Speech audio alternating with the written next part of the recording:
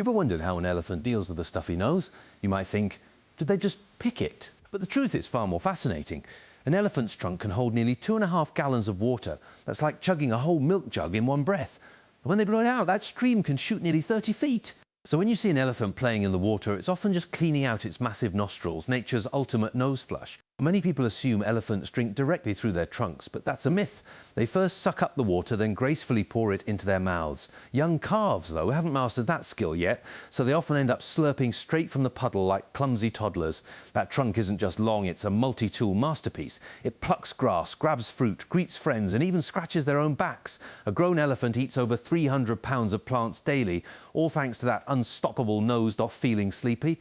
An elephant can rub its own eyes with its trunk. Got an itch? It just grabs a stick and handles it. Some can even paint after a bit of training, and honestly, their brushstrokes might put some humans to shame. So next time you see an elephant splashing water, remember, it's not just fun. It's hygiene, art and survival, all rolled into one incredible trunk.